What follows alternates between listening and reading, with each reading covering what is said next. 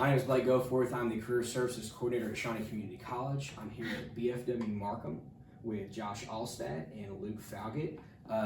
Josh, go ahead and start. If you don't mind, tell me your position and give a little background as to how you came to this position and what kind of educational background you have to get to that. Okay, so my name is Josh Alstat. I went to SIU Carbondale for college, and then before that I actually went to Shawnee Community College and then transferred. I am the structural engineer, project manager for the structural department for the Marion team.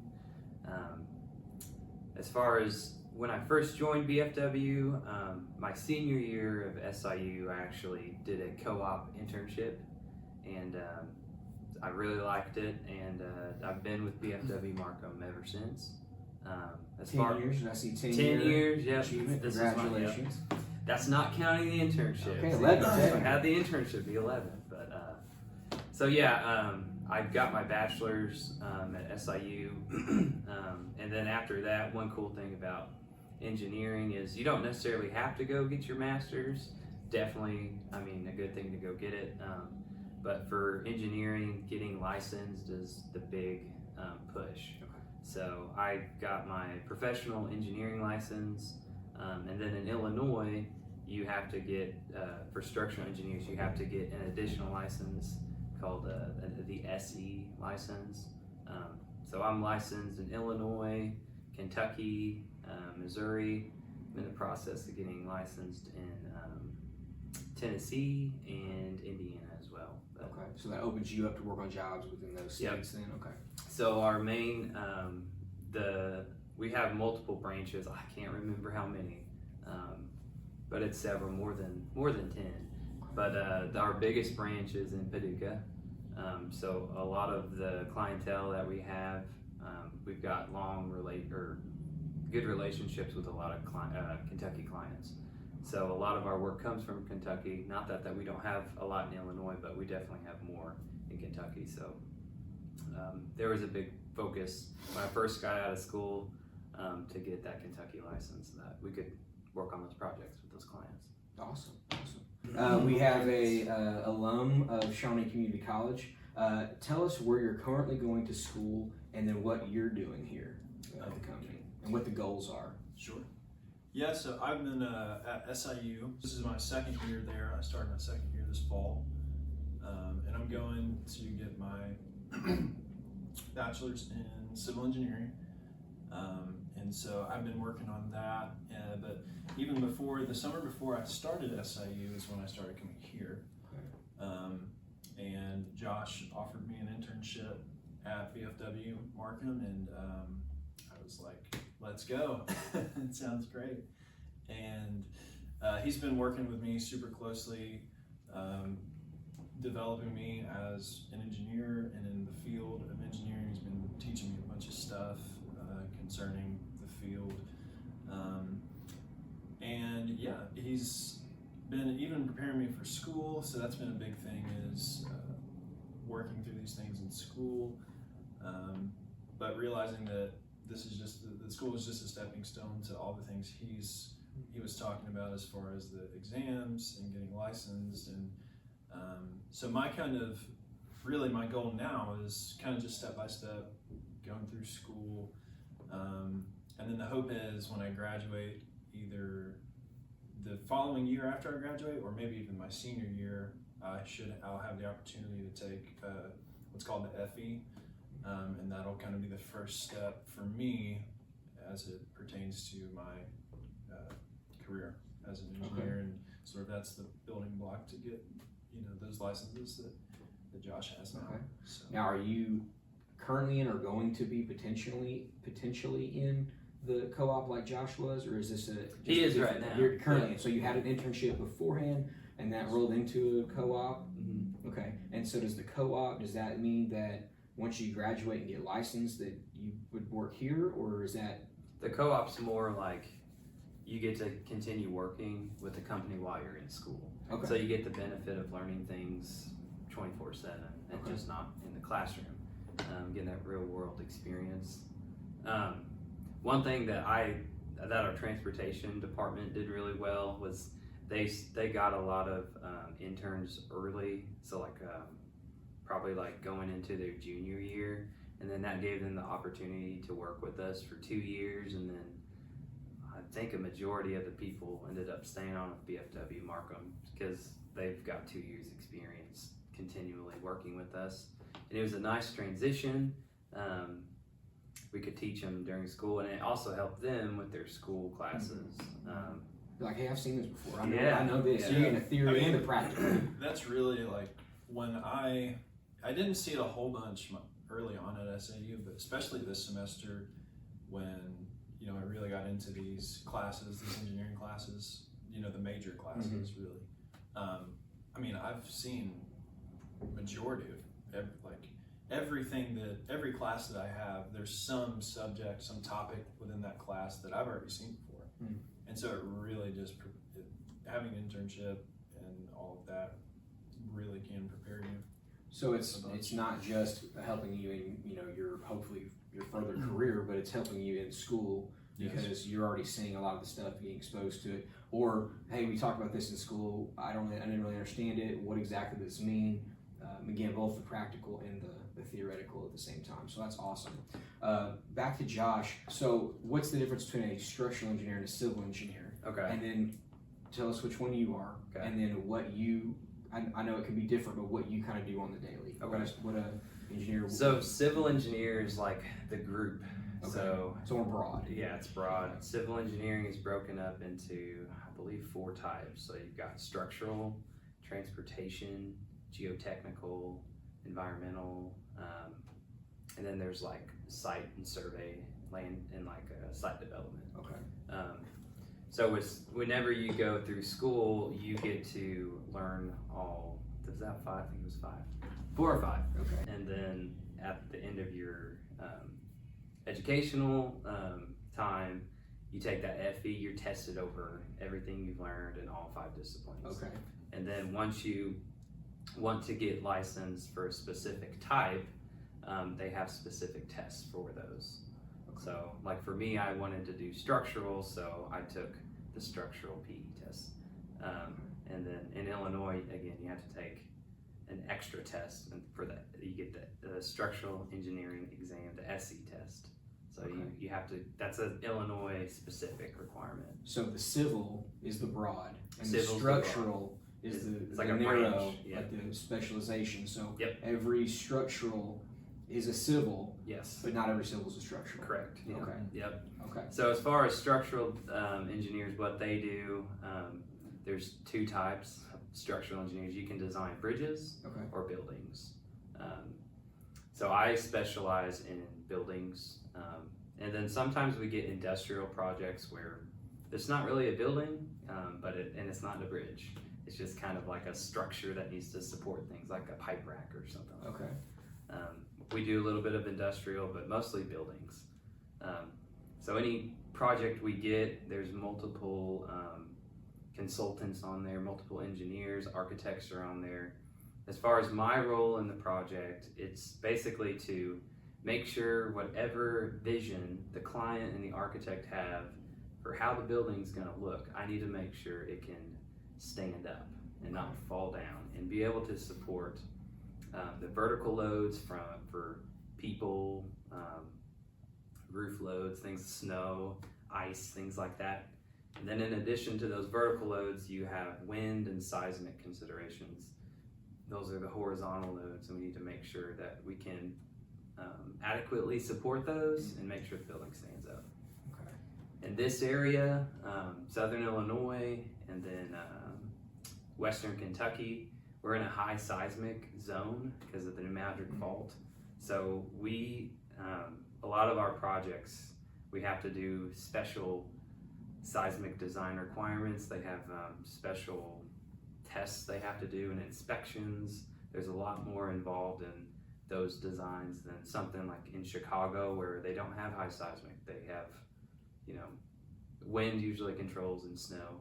As you get taller, though, wind is going to definitely control more than seismic. But in this area, seismic is a big proponent on how we design things. So when we're talking about more commercial type buildings, not necessarily residential, or what kind of buildings would you? Yeah, we don't really do residential. We do some every once in a while, but no, we're strictly commercial for the most part.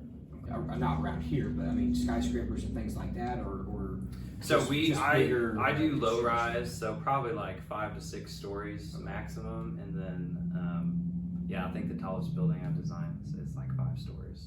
But a structural engineer would be the person in a bigger city that would be working with a Yep. skyscraper type. Oh yes, most definitely. Yep. Okay. Now, Luke, do we know yet? Have you decided, or is it too early to decide what kind of? Do you want to tell in front of Josh, or? Yeah. Okay.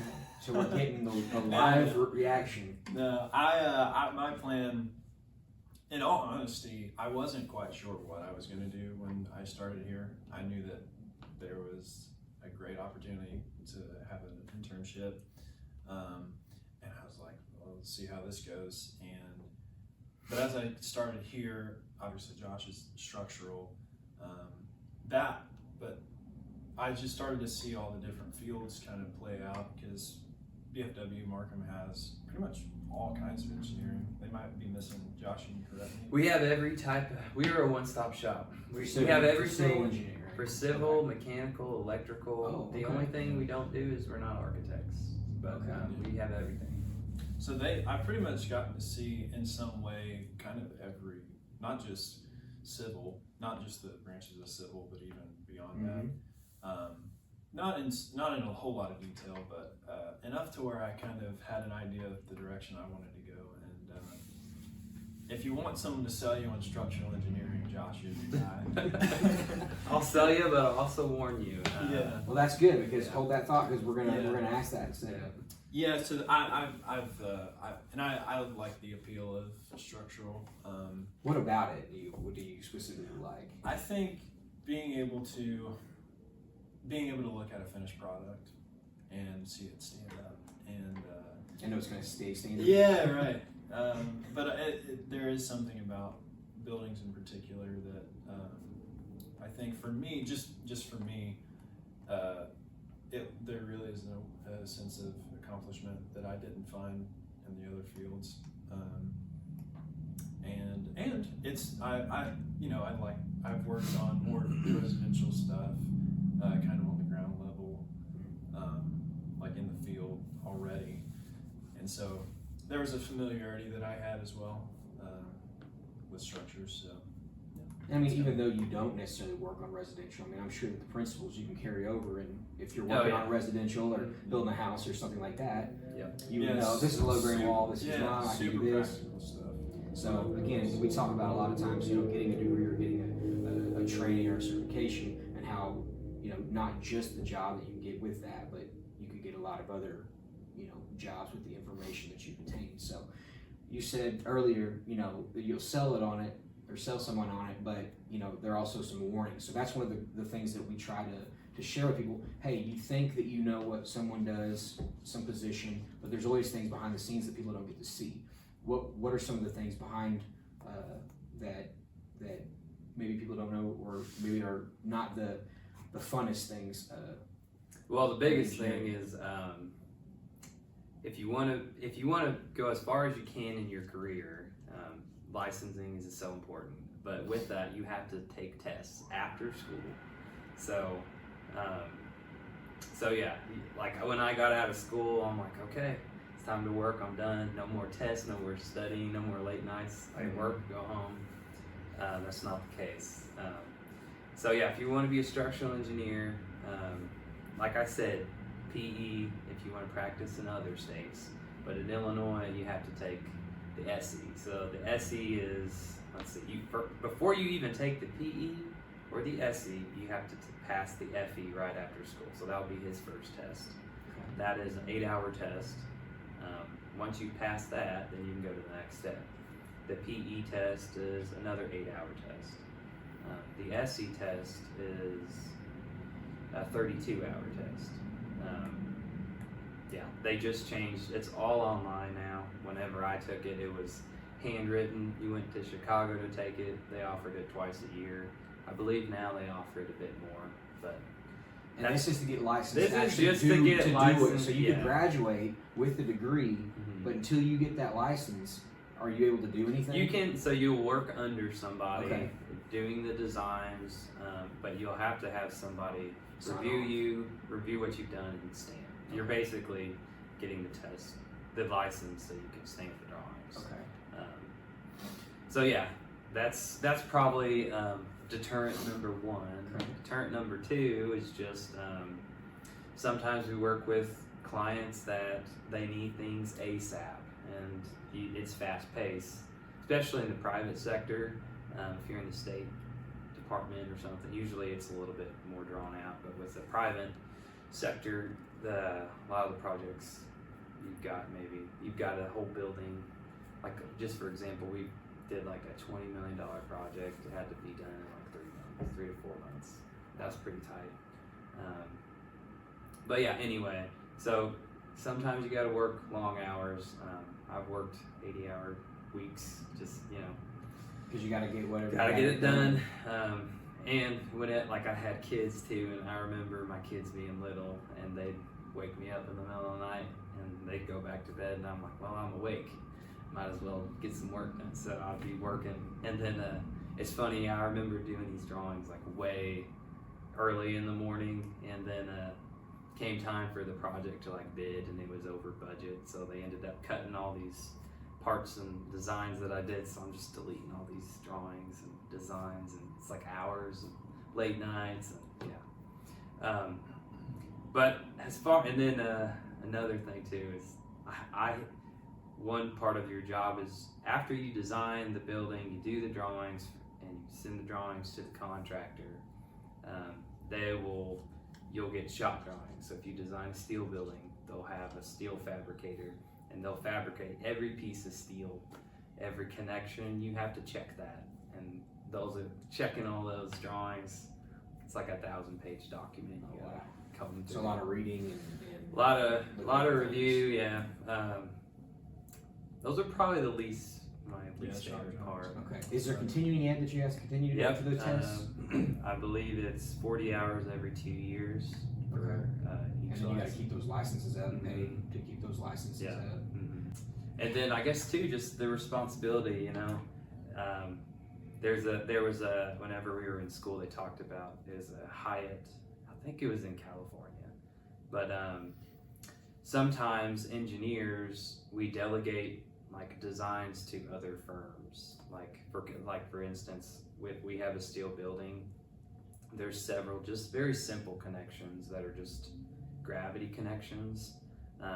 We'll give them like, hey, design this connection for 3,000 pounds, and then they'll design the connection just to help save time. We do that a lot, but that engineer will design the drawings or design the connection, send us drawings like a shop drawing, but then we're responsible for reviewing that. Sometimes though, I try not to miss anything, but things get missed. So yeah, when I was at SIU, they talked about an engineer who delegated a connection. It went to the person under him, he reviewed it, and then I think this individual also reviewed it, and he signed off on it. He didn't even design the connection. It was another firm, and they also stamped it. So, but he was the lead engineer for the whole project, and that connection failed, and I forgot several people died. So he lost his license, but now I believe he goes and like tours, like speaking tours for engineering programs, and he talks about the importance of double checking, triple checking, and having that checks and balances. So there's a heavy weight of responsibility on that.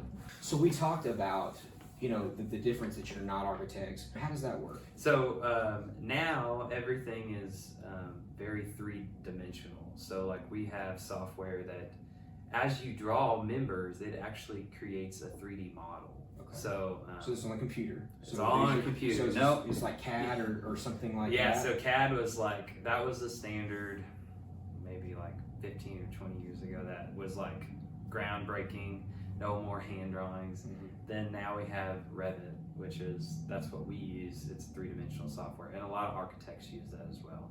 So they'll actually like I said, they'll draw things and it will create a 3D model, and they'll send us their model, and then we can load in their model, and then we can draw on top of it and create our own model that's integrated, and then we can all see that model and see how everything like works together. It's really nice too with like mechanical systems, electrical systems. You can see if there's conflicts, things like that. So yes, they do their own set of drawings for like room size, windows, just basically to give information of how it looks, how it flows, how it functions. And then we do our own drawings that show like the steel columns, the foundations we need, the trusses, things like that. So. What age or point in your life did you think you wanted to be an engineer? Yeah, it really wasn't it wasn't even until I was in college. I took every test under the sun, that places you in, your field or whatever. Everyone, engineering. And I was like, man, that's gotta be something. But as I started going to Shawnee, and I noticed that I did have a particular skill set that would lend itself to engineering. So that even just reinforced what everything else was telling me. And engineering, I knew, I hardly knew anything about the field in all honesty. But I knew it was something that, you could make a good living. It was something I could stay local. It really, for me, it really fit it made sense for me because it fit a lot of the other goals I had in life and what I wanted to do and location, things like that. And so it was almost not blind totally, but it was just kind of, okay, I know that I can do this. I know that this is gonna suit me. And then as I started at SIU and I started working with Josh, that's really when I think one thing in particular that I really recommend is interning. I think getting exposed to those fields, and because that's really what it was for me. I was always just like, oh, civil, I could probably do transportation or something along those lines, roadways, but there was this whole world of structural engineering that just was opened up, and I was like, oh, this is awesome. And so that's what it really was for me. Awesome. What about you, Josh? Well, yeah, just to continue with that. So I've met with several high schoolers too that are getting ready to decide if they're going to go into college or do a trade or what they're going to do. So BFW is very open to doing that. And I know our Paducah office, they have like a high school day. I don't know if it's for Kentucky schools, but they had several like high schoolers can just, come and let them tour the building, meet everybody. So yeah, BFW is definitely open to doing that with high schoolers, even college kids, if they just want to come for a day, just have a conversation. So yeah. Awesome. So for me, man, I started out, I thought I really liked like English. I wanted to be an English teacher for a long time. Then I got into like book reports, and I'm like, it's not for me, man. So then I wanted to do I had a physical education class, and I really like anatomy and things like that. And then I looked into how much studying doctors had to do, and I was like, no. But I've always liked to know how things go together, how they work.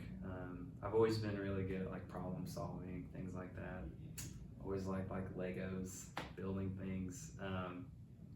And then before I even decided to do civil, I actually wanted to do mechanical because I used to race motorcycles, and we'd always rebuild the engines and things like that. So I was very mechanically inclined. But then, I had a family friend who he ended up getting a job with IDOT, and he really liked it. So my family was like, hey, you should maybe do civil. I was like, oh, okay. And then like Luke, I had some residential experience just building houses and sheds and things like that. But yeah, it wasn't really till probably maybe my junior year, I I knew I wanted to do structural. I had other internships. I interned with IDOT and MoDOT, and I was gonna go down the transportation route. But then I just really liked the structural classes. I also really liked geotechnical, which is dealing with like soil analysis. I was a research assistant for one of the professors there. So I really liked that, but I just like structural more. The classes are definitely, at least in my opinion, they're a bit more challenging.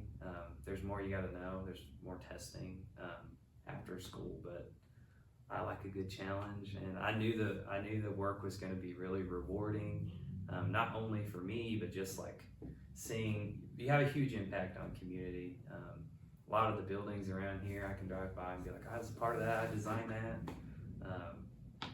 So just like Luke said, seeing something that you've designed that people can enjoy, it's so cool. And every project we get, especially with buildings, each building is very unique, very different. You're not gonna get the same design every time. Each architect, how they design it and what their vision is, it's different. So you're not doing the same thing every day. You kind of are. Some art. It's just some art. Oh, to yeah. it. And it's funny too, because engineers, we get this like, we're just known as like crushing the architect's dream, and we're like the least artistic. I think I'm an artistic person. So I try to make sure that I can work well with the architect and make sure their vision becomes a reality. Now sometimes what they want to do is like, that's gonna be Safety almost impossible or very expensive. But So you try to keep as much of the crude vision as possible. But yeah, I've always liked like team sports. I kind of think of it like you working with a big team to present your end product to the client. It's very competitive, which he's getting ready to experience, especially as his last year in school. They have senior design, so they'll give all the students a project, and they have to compete against each other. And so yeah, he's definitely gonna be like leagues ahead of me because he's doing this internship versus when I was doing it. I didn't have a co-op internship that was of the level that he's getting. So yeah, he's gonna crush it. Well, awesome. Okay, so we talked about art, and then we also, we gotta address the elephant in the room. So when we say engineer, what do we all think of? We all think of math. So tell me about the math. What kind of math? I'll let him start. Okay, He's going through it. Luke, you tell me about the math, and how, is that something that, obviously it's very important, it's a very big part.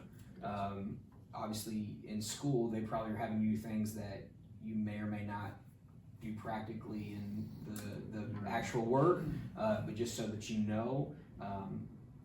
so somebody that's maybe interested, but they're like, I can, but I can do the math, but I don't know how much I want that. Kind of speak to that a little bit, if you don't mind. Yeah. In all honesty, and this is not any kind of brag, it's not that bad. The math is not that bad. Really you not. Heard it here. The math It's is really not that bad. Because here's the thing. I'll take you through my Shawnee journey with math. So I started at Shawnee. I did the dual enrollment. Okay. I think it's the escrow program to where you can take up to 9 hours. Well, my first semester, one of the classes I had was pre-calc. I had Mr. David Black. Shout out to Mr. Black. Mr. Black. He's going to come up quite a few times in these classes. Yes. He's going to reappear many times in this story. But I took it with him, and I remember first test, not good.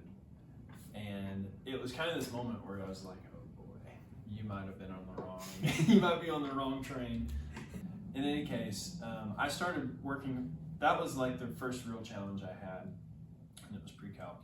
And I ended up getting a B, and I was like, oh man, that's probably not great.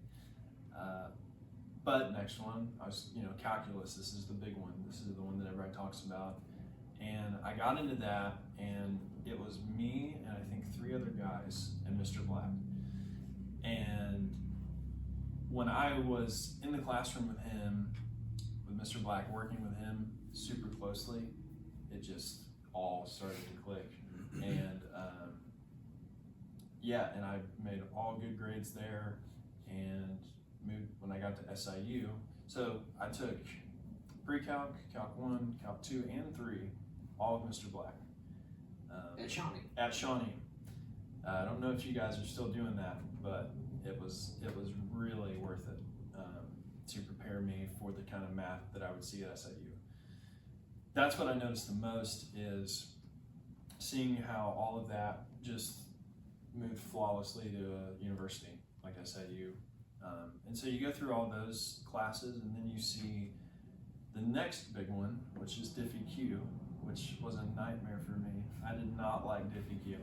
Now, is that short for something? Differential. Okay, Yes. so you gotta spell it out for us, non-engineer people. Differential equations, Okay. which I would say is like a stepping stone from calculus. Oh yeah. I mean, And so if you do the engineering program, you're like only one class away from like a math minor, because you Okay. take so much. So yeah. I don't know. Why that's- No, but that's true. Yeah. So, and there's a lot of people that do that and take another math class. But that's really, and so then in my mind it was differential equations, and then that's really it as far as I can remember. I mean, you have smaller things like numerical methods, like you have to take the statistics,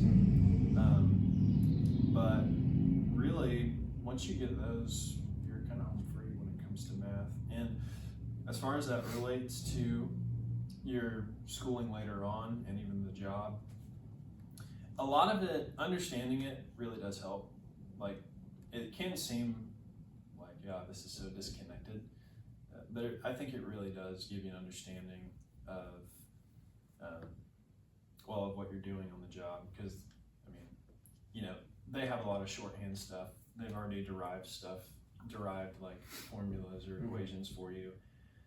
And a lot of like the manuals that Josh would even use, like there's all that, but behind all of those manuals, all of those things is the math that you learned in college.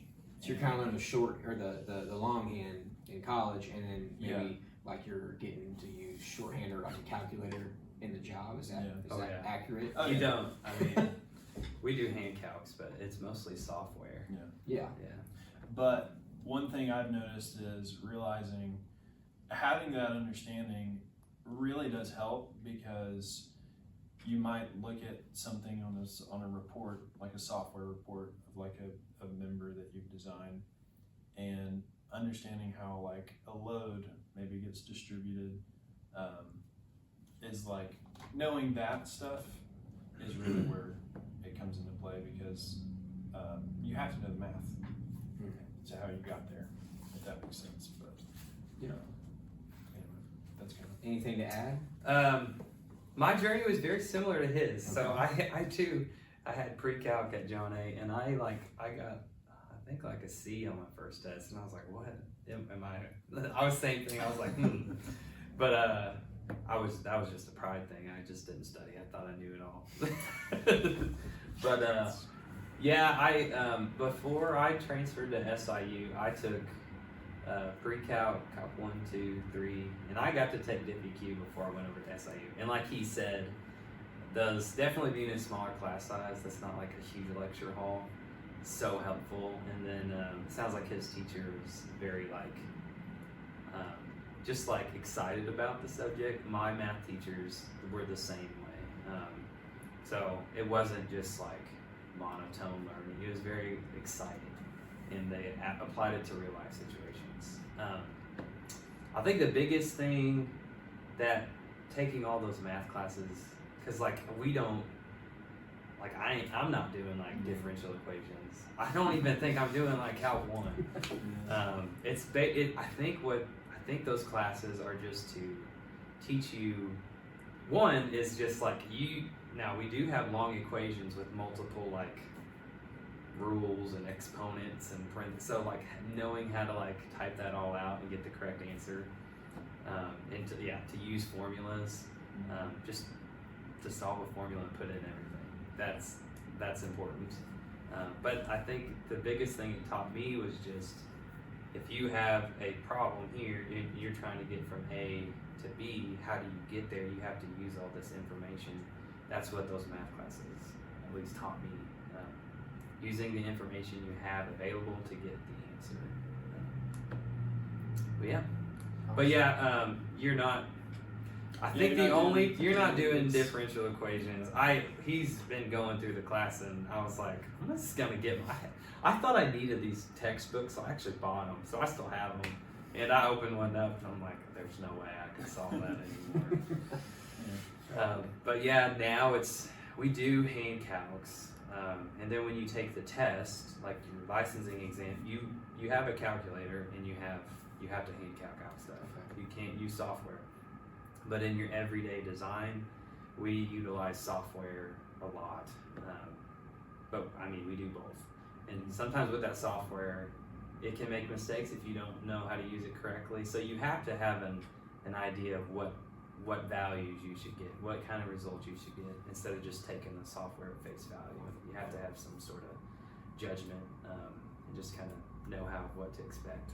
In Illinois, in this area, there's not a lot of people that have their SEs. So like, I can only think of like 2 or 3 besides myself in this area that have their SE. So like for me, once I've got that opened up a lot of doors. One benefit too is if you do get your structural license in Illinois, you have reciprocity to every state. But like if you get your PE in like Kentucky, you can't stamp structural drawings over here. You have to get that test. So you can only maybe stamp drawings in certain states. But if you get licensed in Illinois, you can get your license pretty much anywhere else. I don't know about California. They might have a little bit. I think they have their own separate exam because they have an even higher seismic region. Yeah. Okay. I don't know on that, but you might be able to transfer license over there. So, but again, it's a really good opportunity for people. If you don't want to do the engineering option, there's technical jobs that like we have construction administrators that actually are on site overseeing the projects that we design. I don't believe those require a bachelor's. There's probably some certifications like weld inspector certification, concrete testing, things like that. I'm not super familiar with that. You'd have to talk to our testing and inspection department. They know a lot more, but there's a lot of job opportunities like that. We have drilling rigs that go out and do like soil samples. Those technicians and drivers and operators, those are in high demand as well. So. Okay. Is there anything else that you feel would be beneficial for students or someone else that would be interested in getting into the industry? It's a good field to get into. There's always work, it seems like. Whenever we had COVID, I was a little scared because I didn't know what the work was going to look like, and other people thought it was going to be slow. It got busier. So yeah, it seems I've never been slow here, and when I say slow, I mean compared to other jobs. Even when we were slow, we were still pretty busy. So there's always stuff to work on. There's always people building things. The biggest thing is it's gonna be tough to go through the program. It's not easy. It's easy. Everybody do it, but it's so rewarding. It's such a rewarding job. I always am so excited to come to work, even on the days where I got to review those shop drawings.